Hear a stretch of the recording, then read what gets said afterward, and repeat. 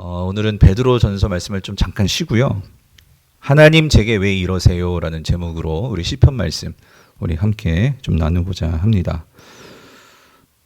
오늘 우리가 읽은 이 시편은요, 다윗의 시들 가운데 특별히 다윗이 이 시를 언제 어떤 상황에서 쓰게 됐는지 그 정황과 상황이 적혀 있는 시입니다. 그래서 오늘 본문 1절 위에 보면 표제어가 있죠. 우리 표제어를 같이 한번 읽어볼까요? 시작. 다윗이 아비멜렉 앞에서 미친 채 하다가 쫓겨나서 지은 시라고 되어 있어요. 그래서 여기 이 아비멜렉은 뭐냐면은요, 이것은 블레셋 왕을 칭하는 그 칭호예요. 그러니까 성경에서 보면 우리 애굽 왕을 뭐라고 하죠? 바로라고 하잖아요. 그것처럼 이 아비멜렉은 블레셋 왕을 칭하는 칭호입니다. 그러니까 다시 말하면 다윗이요, 블레셋 왕 앞에서 미친 채를 했다 그 소리예요. 여러분 궁금하지 않으세요? 아니 다윗에게 무슨 일이 있었길래 이 블레셋 왕 앞에서 미친 채를 한단 말이지? 하는 질문이 듭니다. 그래서 이것을 이해하려면 사무엘상 21장 우리 10절에서 15절을 보면 그 정황이 더 자세하게 나와 있는데요. 자, 이거 같이 한번 교독해 볼게요. 제가 이거 여러분 읽고. 자, 사무엘상 21장 말씀 10절부터. 그날에 다윗이 사울을 두려워하여 일어나 도망하여 가드 왕 아기스에게로 가니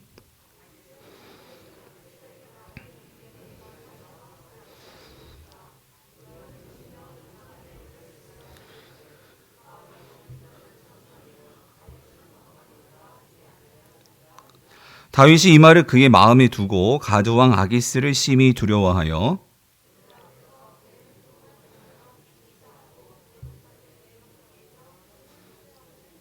그래서 여기 13절 이 마지막 부분 미친 채 했다 나오죠.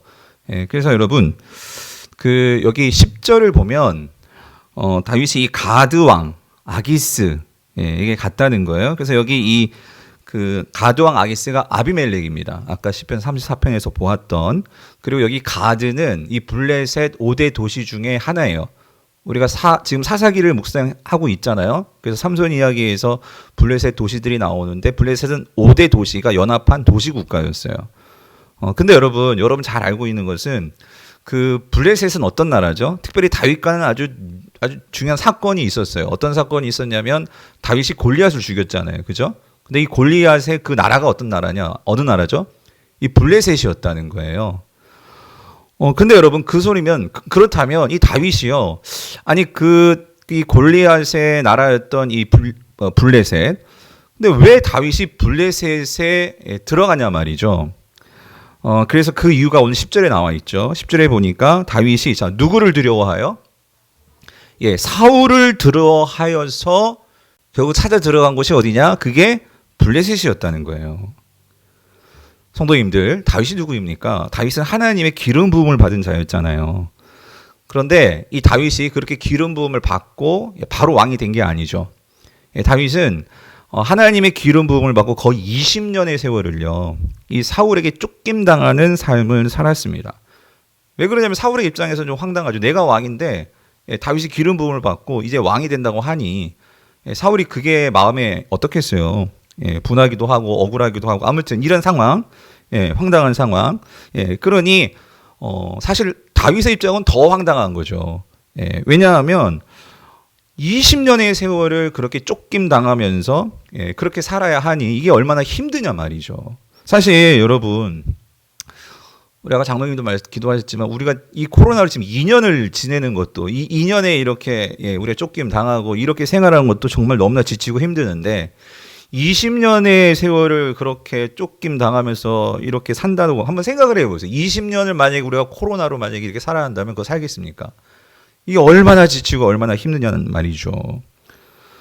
더군다나 아까도 말씀드렸지만 이 다윗은 자기가 왕 되고 싶었던 게 아니잖아요. 오늘 갑자기 사무엘이 와가지고 네가 왕 될 거야 하고 기름을 부어줬는데 아니 그것 때문에 이 다윗의 인생은 이전과는 완전히 다르게 완전히 꼬여가지고 이 축복이 아니라 고난의 시작이 바로 그 기름 부음 받은 사건 그 이후로 이렇게 사울에게 미움당하고 쫓기는 삶을 살게 되었으니 이게 얼마나 힘들겠냐 말이죠.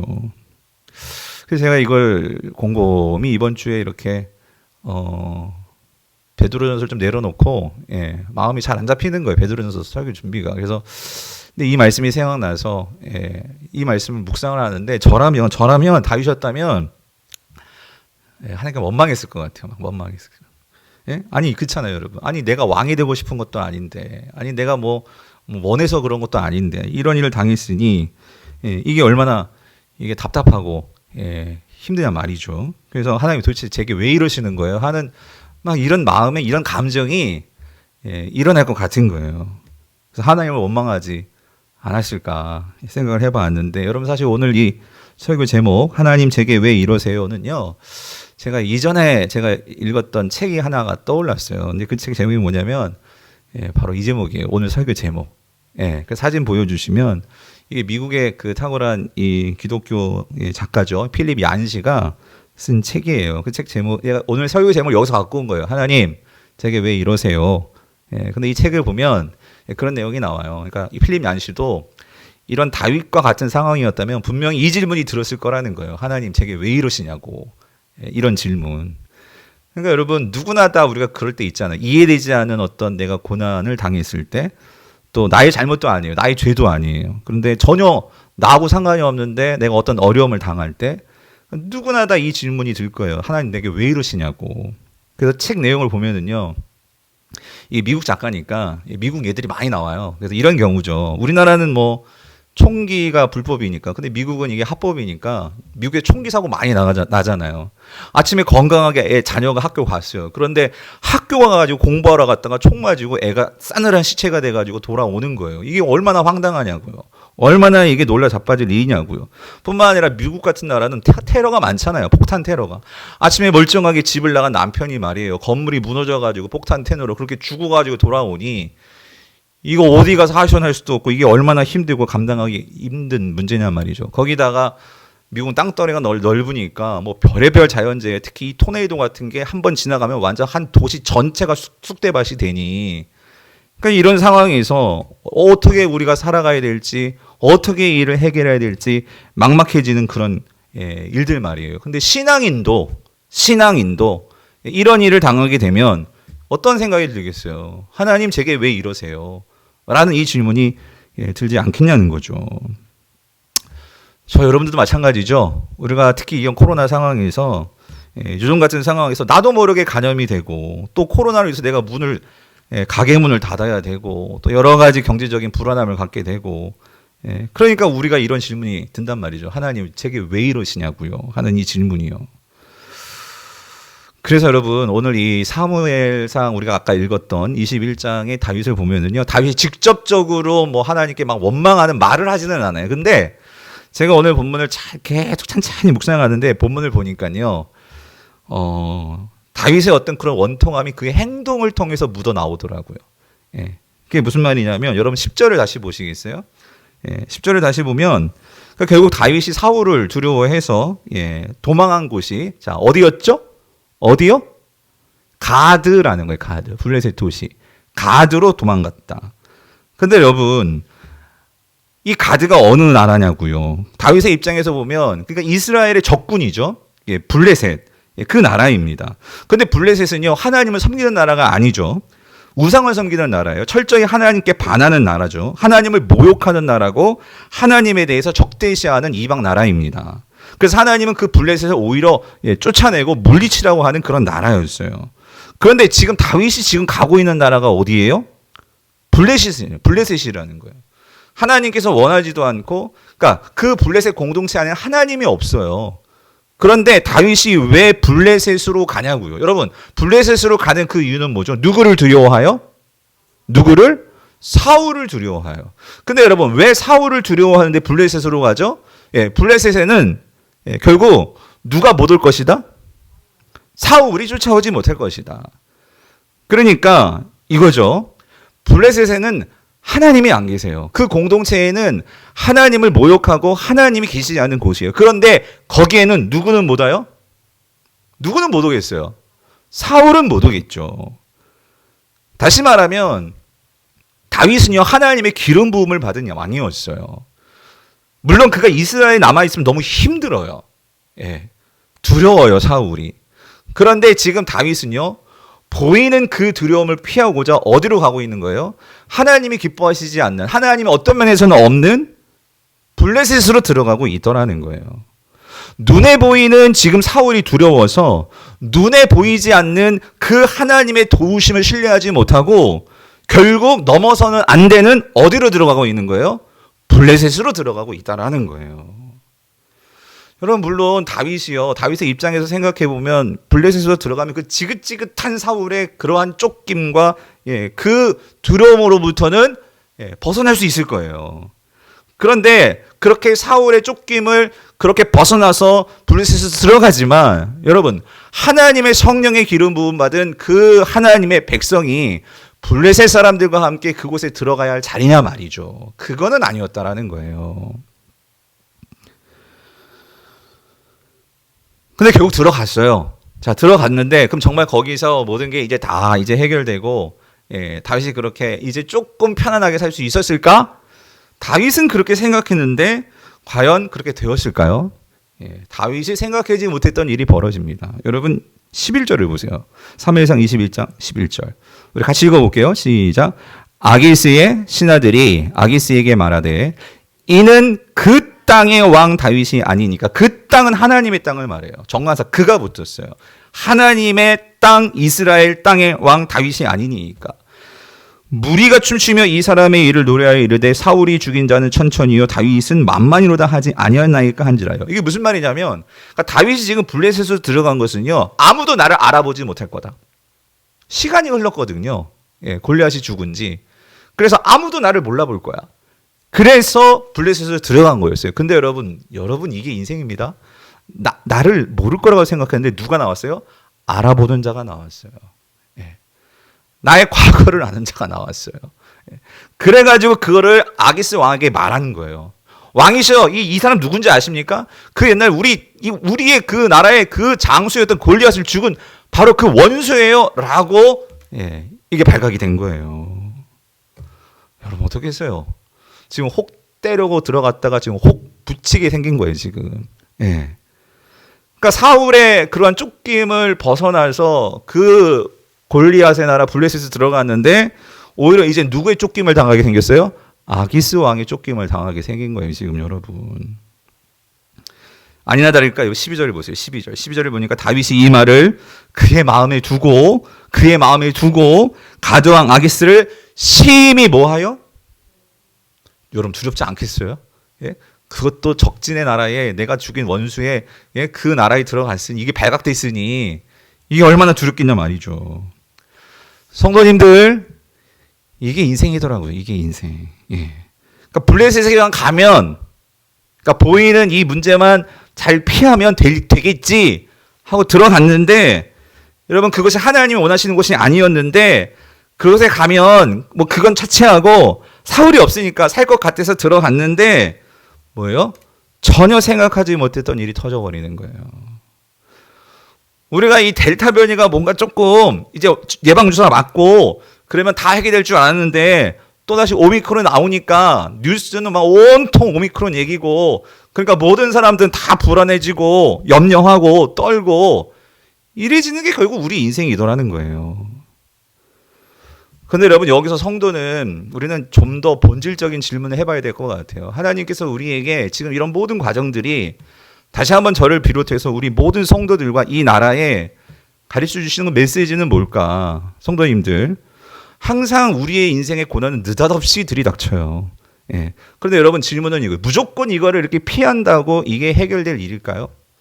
이걸 무조건 내가 여기만 잘 피한다고 그러면 나뿐만 아니라 우리 모두가 우리의 인생의 남은 삶이 과연 그게 우리가 살 길일까요? 과연 지금 이러한 우리 상황의 고난이 나를 비참하게 만들고 나의 모든 것을 다 빼앗아가는 그런 재앙이 되는 것일까요? 여러분 오늘 본문은 다윗은 우리에게 여기에 대한 답을 주는 것 같아요. 무슨 말이냐면 블레셋으로 도망한 다윗은요, 분명히 사울이 두려워서 도망갔어요. 그런데 그렇게 도망갔는데 그 땅에도 사울보다 더 큰 두려움이 임하게 되더라는 거예요. 그런데 여러분 그 블레셋에서 이제 다윗에게 그럼 어떤 일이 벌어질까? 여러분 그래서 13절을 보세요. 13절. 이제 발각이 됐어요. 그때 다윗은 이럴 수밖에 없었어요. 뭐냐면 그들 앞에서 그의 행동을 변하여 자, 뭐 했대요? 무슨 채? 미친 채 하고 대문짝에 그적거리며 침을 수염에 흘림이에요. 그러니까 무슨 말이냐면 아기스 왕에서 순간 다윗이 어떻게 하냐면 모르겠어요. 어떤 생각인지 모르겠지만 거기서 미친 채를 한 거예요. 침을 흘리면서 마치 미친 개같이 그렇게 그들 앞에서 그런 추한 모습, 비굴한 모습, 비참한 모습 보인 거예요. 내 자존심도 모두 다 내려놓고 원수들 앞에서 가장 낮고 천한 모습, 아주 비하하는 모습, 그 모습을 자기 스스로 한 거예요. 여러분 왜 그렇게 한 거죠? 왜? 살려고.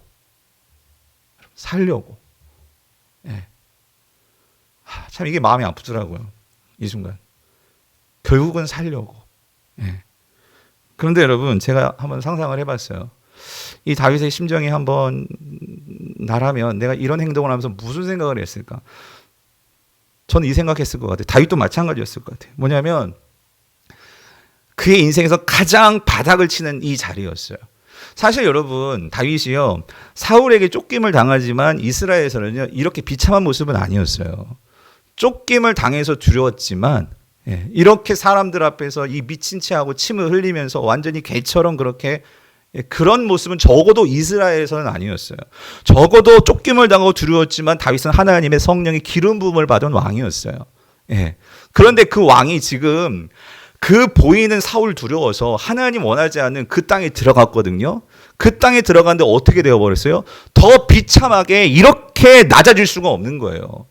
저는 그렇게 그들 앞에서 미친 채 하면서 그 살기 위해서 그렇게 이 미친 개 모습을 하는 이 다윗이 자기 모습을 보면서요 회개했을 것 같아요. 뭐에 대해서? 하나님, 내가 하나님을 신뢰하지 않고 내가 이스라엘 땅에서 하나님의 성령의 기름 부음을 받은 왕이었는데 하나님께서 그 기름 부음을 부어주심으로 나를 하나님께서 지키실 것을 하나님께서 약속하신 것인데 나는 그 하나님 신뢰하지 않고 두렵다고 무섭다고 내가 그 하나님 버려버리고 살 길을 찾아서 이 들어간 하나님 내가 죄인입니다. 내가 그 하나님을 신뢰하지 않았습니다. 내가 하나님께 모든 걸 맡기지 않았습니다. 제가 저였다면 회개를 했을 것 같은데 다윗도 여기에서 회개를 했었던 것 같아요. 왜 그러냐면 오늘 이 사건 이후로 다윗은 완전히 바뀌더라는 거예요. 성도님들, 우리 인생에서 내가 완전히 꼬꾸라질 때가 있고 내가 완전히 비천해질 때가 있고 그러니까 여러분 생각해 보세요. 사람들이 나를 미쳤다 말을 하고 그러니까 속된 말로 미친놈 취급당하고 그런 상황이 지금 다윗에게 있는 거예요. 내가 만약에 이 상황에서 이렇게 미친 채 하면서 여기에 나 자신 난 정말 미친놈이구나 이렇게 만약에 그가 자기 자신을 그렇게 정말 비하하는 것으로 끝나버렸다면 다윗의 인생은요 완전히 망가졌을 것 같아요. 그런데 여러분 여기서 뭐가 있었느냐?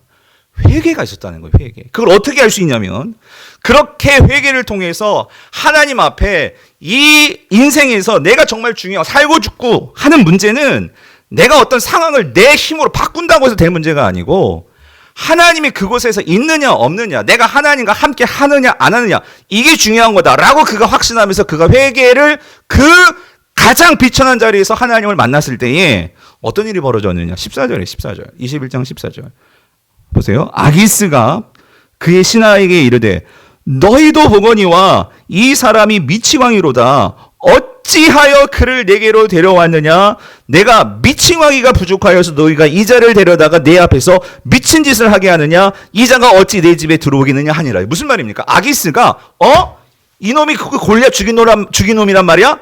당장 죽여버려. 그게 아니라 어떻게 되었죠? 아기스가 말하는 거야. 아니 블레셋에서 미친놈들이 많은데 아니 이 이스라엘의 미친놈까지 데려와가지고 왜 나를 귀찮게 만들어? 그냥 쫓아내버려. 무슨 말이죠? 살려줬다 그 소리예요. 살려줬다. 성도님들 이게 그냥 살아난 것일까요? 여러분 어떻게 생각하세요? 정말 내가 하나님 의지 않고 내가 살겠다고 그 블레셋에 들어가는데 거기에서 이제는 내 힘으로 어찌할 수 없는 가장 비천한 모습으로 그렇게 살 수밖에 없는 낮아졌는데 그런데 거기에서 하나님을 정말로 만나게 되고 하나님의 함께 하심, 그 하나님의 그 뜻을 다윗이 깨닫게 되니까 어떤 일이 벌어졌죠? 하나님께서 그를 구원해 주시더라는 거죠.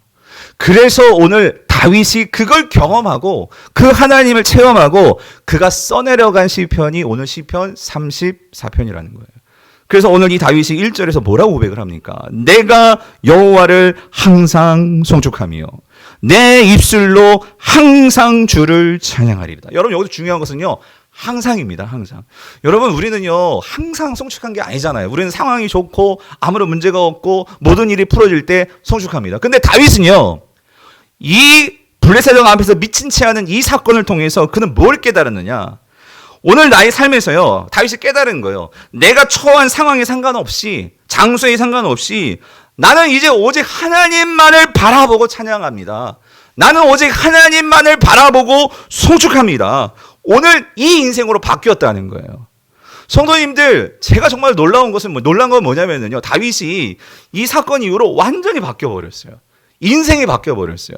인생이 바뀌었다는 것은 그의 인생이 막 고통도 없고 문제도 없고 그게 아니라요, 다윗이 이 미친 채, 블레셋 왕에게서 미친 채 하고 그래서 다시 고국으로 돌아왔잖아요. 그랬다고 사울이 막 바뀌어가지고 막 그냥 박수 쳐주고 막 사랑해주고 막 그냥 끌어안아주고 그게 아니에요.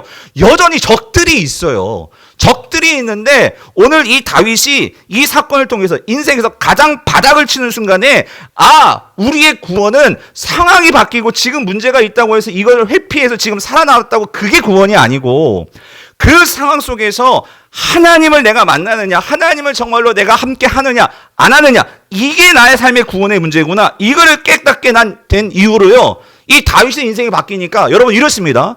다윗의 인생에 몇 번이고 사울을 죽일 수 있는 기회가 이제 찾아왔어요. 근데 다윗이 사울을 죽입니까? 여러분, 사울을 죽인다고 이 모든 상황이 해결될까요? 아니더라는 거예요. 그래서 오늘 이 다윗이 어떤 상황이든지 하나님을 찬양하고 하나님을 송축하면서 이 다윗이 하는 일이 있었어요. 뭐냐면 4절입니다. 4절. 우리 4절 같이 읽어볼게요. 시작.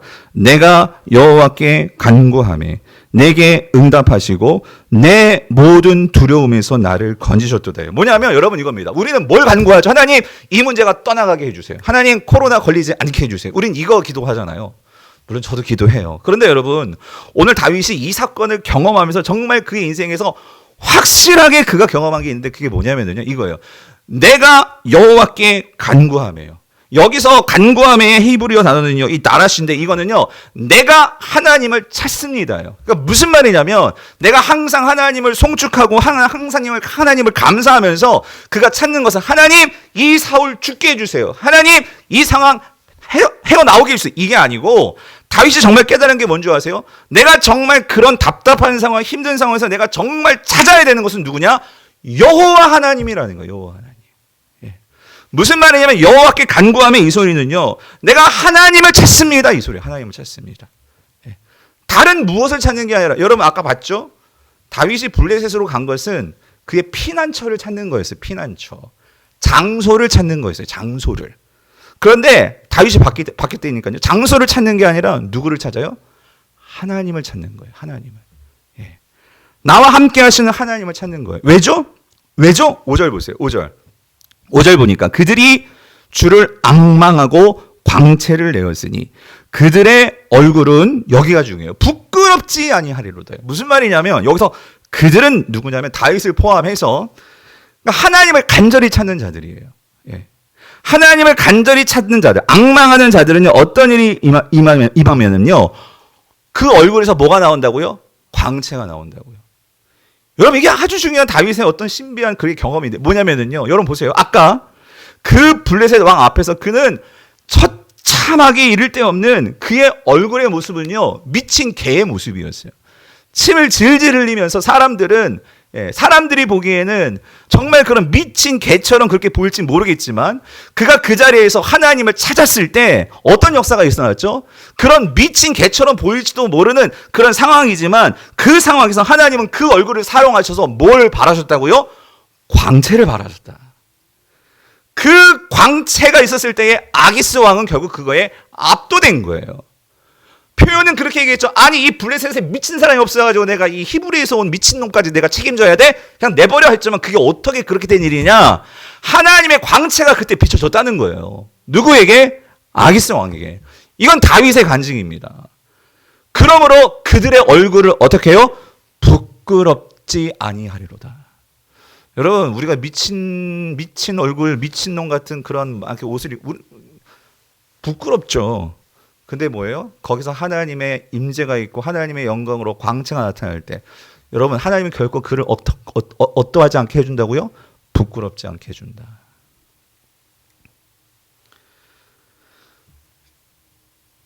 그러면 성도님들 우리가 어떤 상황에 처했느냐보다 중요한 것은 내가 그 상황에서 하나님을 정말 앙망하느냐입니다. 예. 육신의 눈으로는 보이지 않지만 그러니까 내 얼굴을 통해서 나타나실 하나님의 그 광채가 있음을 여러분 우리가 믿을 수 있기를 간절히 바랍니다.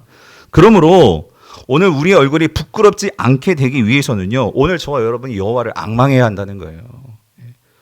여호와 하나님을요 힘써 찾고 구해야 합니다. 그래서 여러분 성경에 나오는 모든 신앙의 선배들은 우리에게 그걸 가르쳐 주는 것 같아요. 여러분 보세요. 이사야 40장 31절 소년이라도 피곤하며 곤비나여 장정이라도 넘어지며 쓰러지되 오직 여호와를 뭐 하는 자?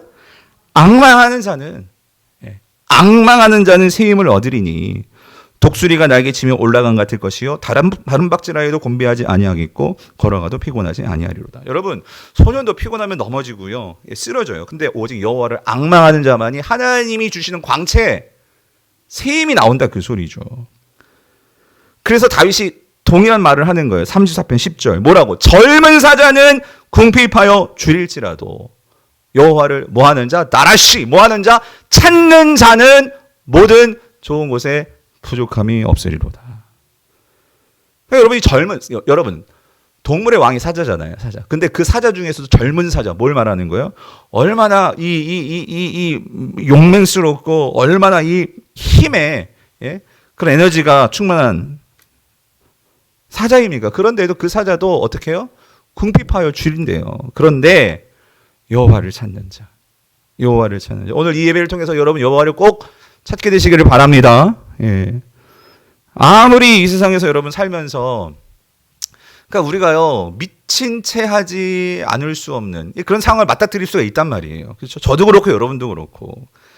그런데 그때 우리가 기억하고 잊지 말아야 될 것은 이 여호와를 찾고 여호와를 앙망하고 오직 여호와 하나님만을 의지하는 인생은 젊은 사자보다 강하여서 부족함이 없다는 거 여러분 꼭 믿으시기를 바랍니다.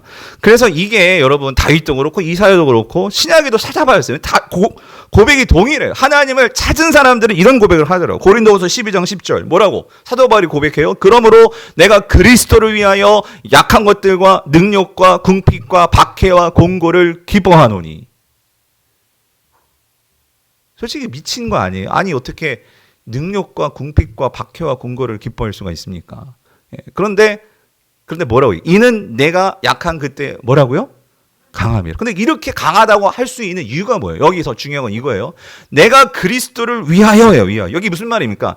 이 내가 그리스도를 위하여 이 말은요. 내가 그리스도를 얻었기 때문에 그 소리예요, 여러분. 여러분 그리스도가 없는데 어떻게 능력과 궁핍과 박해와 공고를 기뻐합니까? 그건 진짜 미친 거지.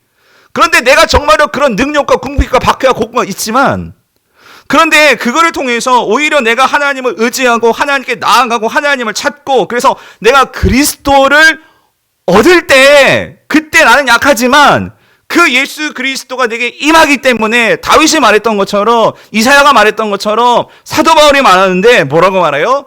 약한 그때가 곧 뭐다? 강함이라. 왜? 그리스도를 얻었으니까. 할렐루야. 사랑하는 성도님들 내가 약하기 때문에 내가 궁핍하기 때문에 박해와 공고를 당하고 약하기 때문에 여러분 우리가 그리스도를 더 의지하게 되고 지금 다윗이 완전히 꼬꾸라졌기 때문에 완전히 추락했기 때문에 거기서 더 이상 잡을 게 없기 때문에 거기 누구를 만났어요? 하나님을 만났어요. 여러분 인생에서 정말로 하나님을 만나셨던 때가 있잖아요. 그런데 그때 우리 얼마나 교만해졌습니까?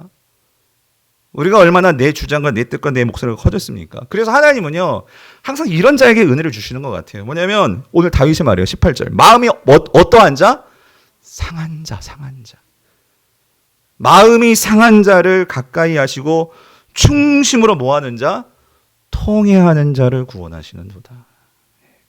여러분, 여기서 마음이 상한다는 게 뭐냐면요, 이 세상 어느 곳에도 내 마음 둘 곳이 없어요.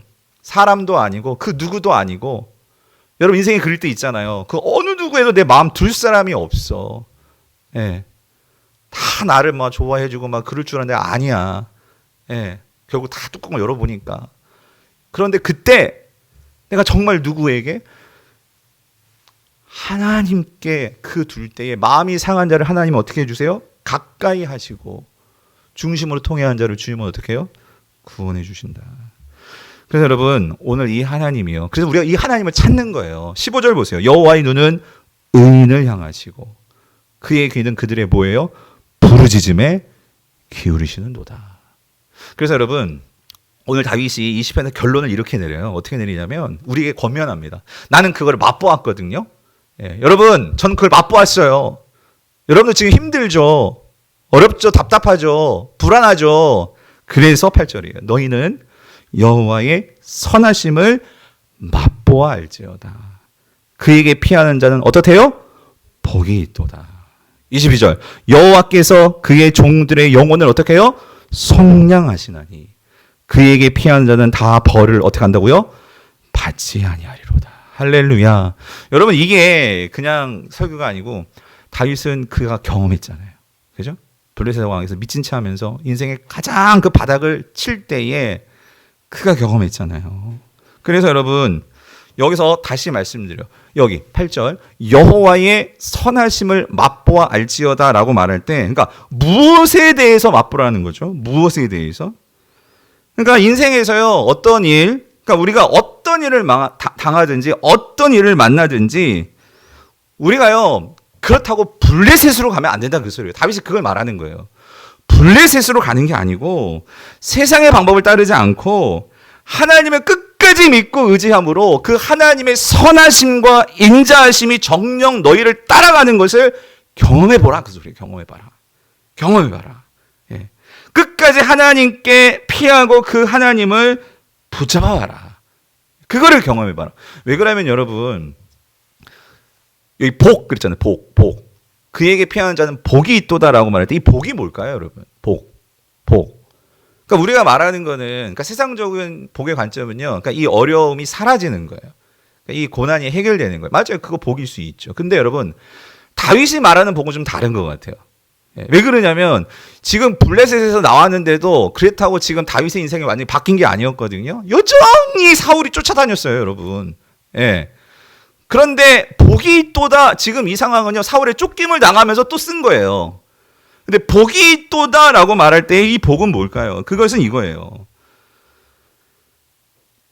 블레셋을 통해서 그가 정말로 이 하나님을 경험했을 때 그가 간증하는 바는 뭐냐면은요, 그가 바뀐 게 있었어요. 아까 말씀드렸죠. 상황이 바뀐 게 아니라 이 다윗 그 자체 안에서 하나님에 대한 인식이 바뀐 거예요. 예. 하나님의 선하심에 대한 그 깨달음이 생긴 거예요. 예. 이게 있다 보니까 다윗의 인생의 진짜 복은요, 사무엘하 21장 오늘 이 이후의 사건들을 여러분 읽어보시라고요. 다윗의 인생이 완전히 바뀌어집니다. 그러면서 아둘람의 공동체도 나오고 정말 빚진 자, 상한 자, 어려운 자들을 이 다윗이 품게 되고 그의 인생이 바뀌면서 하나님의 그 방법대로 끝까지 인내하면서 어떻게 이런 인생을 살 수 있을까? 저는 이렇게 생각해요. 오늘 이 시편 34편의 그의 체험과 깨달음과 이 하나님을 맛본 경험이 있기 때문에 그 다윗이 바뀐 인생이 되더라는 거죠. 사랑하는 성도님들, 이 하나님의 깨달음이 있으십니까?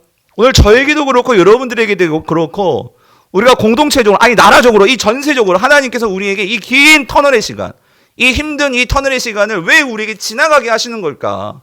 뒤집어 놓고 보면 우리가 그동안 많이 하나님을 안다고 했지만 정말 내가 하나님을 얼마나 알고 있는가? 우리 삶 속에서. 저를 비롯해서 여러분 다 똑같이. 그 하나님을 알게 하는 시간이 아닌가. 아까 소개해드렸던 그 하나님 제게 왜 이러세요? 이 책에 보면은 그 지금은 이제 다른 교회 목사님이 되셨지만 예전에 이 책에서는 이 윌로우 크릭 교회 그 설교 전담 목사셨던 이 존 오트버그 목사님이 그 당시 이제 성도들 한 수천 명이에요. 윌로 크리크의 큰 교회거든요. 시카고에 있는 그 성도들 향해서 이제 신앙 조사를 했어요. 조사를 했는데 무슨 조사를 했냐면 이 조사를 했어요. 당신이 영적으로 가장 많이 성장한 것은 언제이며 무엇이 그것을 가능하게 했는가? 이 설문조사를 했어요. 근데 맨 처음에 생각할 때 목사님이 아마 영적으로 성장하는데 큰 계기는 설교 혹은 뭐 우리 제자 훈련 혹은 뭐 이런 좋은 신앙의 책을 읽고 도전받아서 이렇게 생각했었는데 성도들이 직접 쓴 대답, 가장 많은 대답이 뭐였을까요? 고통이었어요. 고통. 예. 고통을 통해서 내가 성숙했다. 예. 이 답을 했다는 거예요. 그래서 이렇게 이제 정리가 되어 있어요. 고통을 통해서만 우리는 그것이 숨겨진 가치를 발견한다. 고통은 우리를 위한 하나님의 본래 계획의 일부이기 때문에 가치가 있는 게 아니라 고난 중에 일어나는 속량적 변화 때문에 가치가 있다예요. 이게 무슨 말이냐면 여러분 이런 거예요. 우리가 인생을 당하면서 고난 그 자체는 절대 여러분 고난 자체가 복일 수는 없죠. 예, 여러분. 그러니까 무슨 말이냐면 어떤 사람에게는 고난이 정말 나에게 복이 되는 사람도 있지만 어떤 사람에게는 고난 때문에 신앙이 망가지고 하나님 떠나가는 사람들도 있어요. 그러니까 모든 사람에게 고난이 복인 것은 아니에요. 근데 뭐가 복이냐면 이게 복이더라는 거예요. 뭐냐면 그 고난 속에서 철저하게 아까 봤죠. 그 고난 피하겠다고 지금 살 길을 찾아서 블레셋에서 들어갔어요. 다윗이. 근데 거기서 그 더 힘든 과정, 더 큰 고통을 겪으면서 다윗은 뭘 봤죠? 하나님을 의지한다는 게 뭔가. 예. 하나님을 신뢰한다는 게 뭔가. 예, 그걸 배우면서 고통을 통과했죠. 그랬을 때 고국에 돌아왔을 때도 여전히 고통이 있었어요. 그런데 뭐가 달라졌다고요? 새롭게 하나님을 경험하게 되니까 다윗은요, 고통을 뛰어넘는 삶으로 나아가더라는 거예요. 더 큰 구원으로 나아가더라는 거예요. 이게 복이라는 거예요. 지금 다윗이 말하고 있는 복은. 내가 하나님의 어떤 분인지 정말을 알 때, 그러니까 그의 인생에서 여전히 고난이 찾아왔어요. 또 찾아왔어요. 아들 때문에 힘들고 왕 되고 나서도 여러 번의 고통의 순간이 왔지만 그런 내가 인식하는 하나님에 대한 그러한 변화, 그것이 나의 삶의 변화를 가져와서 그 모든 것들을 뚫고 나갈 수 있는 삶의 그러한 성장과 성숙으로 만들어 주었다는 거죠. 그래서 이 책을 보면 여러 가지 고통받는 사람들의 이야기가 나오는데 제가 한 가지에만 말씀을 드릴게요. 이 마가렛이라는 이 후두암에 걸린 한 여성, 이 성도의 이야기인데 그 투병하는 이야기가 나와요. 그러니까 이게 얼마나 힘듭니까? 이 후두암으로 말도 못해. 그럼 말도 할 수 없는 고통 속에 있는데, 그러니까 여러 성도들이 자기에 찾아와서 위로해 주는데 그때 목이 소리가 안 나오니까 써서 성도들에게 이렇게 자기의 어떤 생각을 말했다고 해요.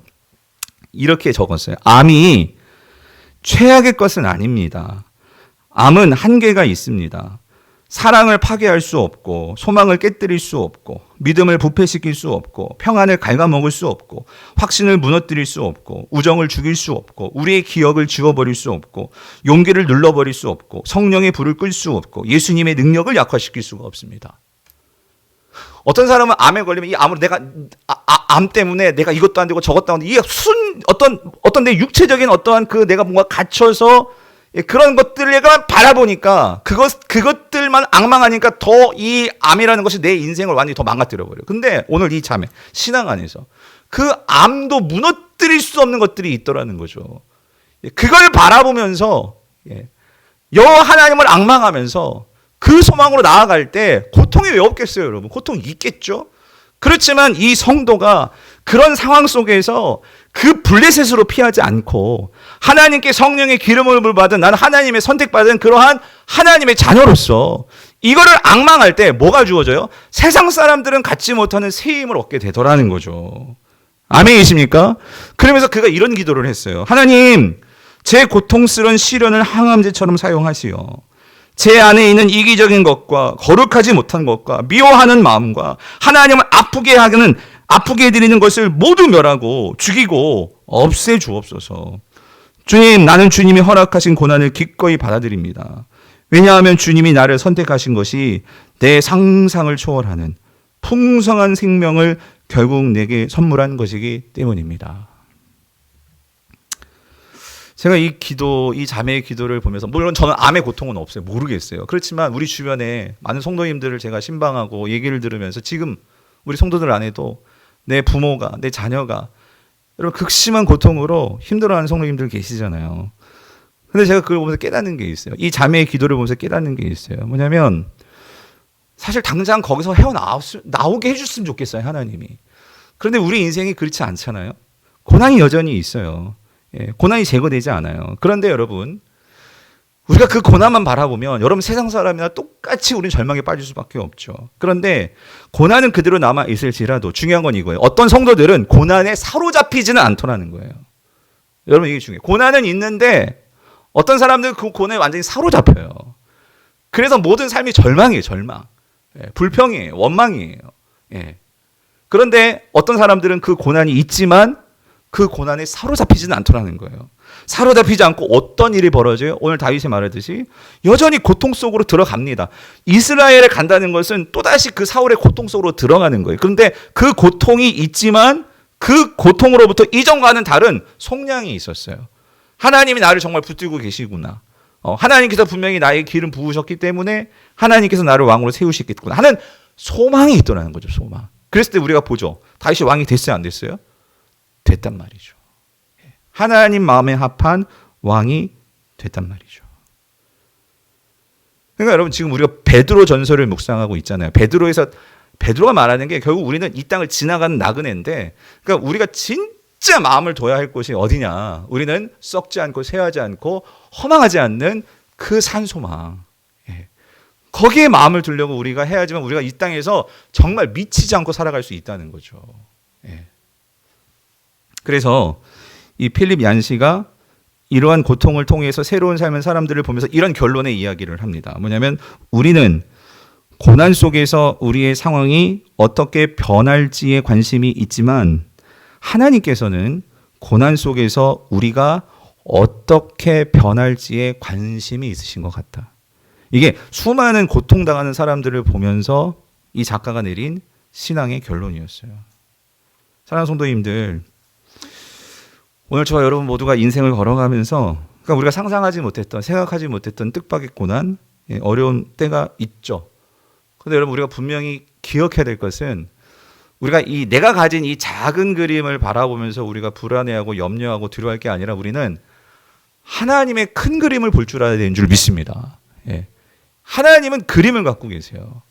큰 그림을 가지고 계세요. 그래서 하나님께서 이런 큰 그림을 가지고 계시기 때문에 저와 여러분들에게 정말로 이 땅에서 우리가 어둠과 소망 없는 이 세상을 살아가는 저와 여러분들에게 나는 너를 위해서 큰 그림을 가지고 있어 하는 것을 우리에게 믿도록 우리에게 그것을 확증시켜 주시기 위해서 오늘 이 12월 첫째 주일 우리가 앞으로 오실 예수 그리스도를 기다리는 이 성탄의 시즌에 그래서 하나님께서 이 땅에 보내주신 그 징표가 뭐라는 거예요? 예수 그리스도시라는 거예요.